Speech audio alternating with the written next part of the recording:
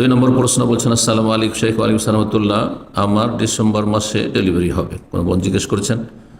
আমার সন্তানের জন্য দোয়া করবেন। আল্লাহ রাব্বুল আলামিন বাচ্চার মা বাবা, মুমিন মুমিনাত সকলকে আল্লাহ হেফাজতে রাখেন সমস্ত বালা মুসিবত থেকে। আল্লাহ আমাদের বরকত দান করেন। আমার সন্তানকে আল্লাহ যাতে হাফেজ হিসাবে কবুল করেন, আলেম হিসাবে কবুল করেন, ইসলামের দায়ী হিসাবে কবুল করেন। জি, শুধু হাফেজ বলবেন না। জি, এটা আমাদের দেশি বেদাতীদের কথা।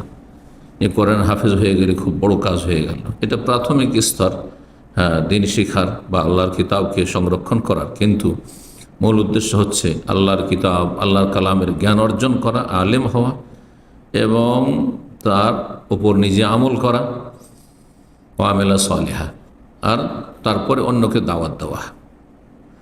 তো ইসলামের দায়ী, আলেম এবং হাফেজ হিসাবে কবুল করুক, তিনটি একসাথে, তাহলে খুব সুন্দর কথা বলেছেন।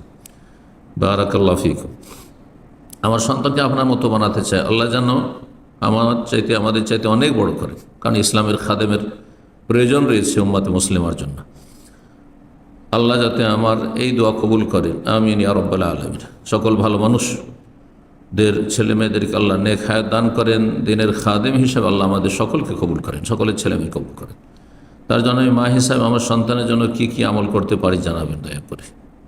দোয়া করবেন, নিজের ঈমান আকীদা সুন্দর করবেন, আখিরাতমুখী হবেন, দুনিয়াকে তুচ্ছ মনে করে দুনিয়ার লোভ লালসা কমিয়ে নিয়ে আসবেন, মরণকে বেশি বেশি স্মরণ করবেন, দান সাদকা করবেন, যে কোনো নেক আমল করবেন, নেক আমল ওসিলায় রব্বুল আলমীর কাছে দোয়া করবেন এবং আল্লাহ রাব্বুল আলামিন সম্পর্কে সুধারণা রাখবেন।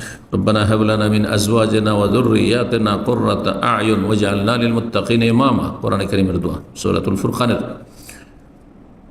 স্বামী স্ত্রী এবং ছেলে মেয়েদের জন্য দোয়া, নেক সন্তানের জন্য দোয়া, চক্ষু শীতল করে যাতে করে তারা হয়। জাকারিয়া আলাইহিস সালামের দোয়া, রব্বি হাব লি মিন লাদুনকা যুররিয়াতান তাইয়্যিবা ইন্নাকা সামিউদ দুআ। ইব্রাহিম আলাইহিস সালাম, রব্বি হাব লি মিনাস সালিহিন, ইত্যাদি ইত্যাদি। নিজের ভাষায় দোয়া করবেন, বুঝে দোয়া করবেন। 3 নম্বর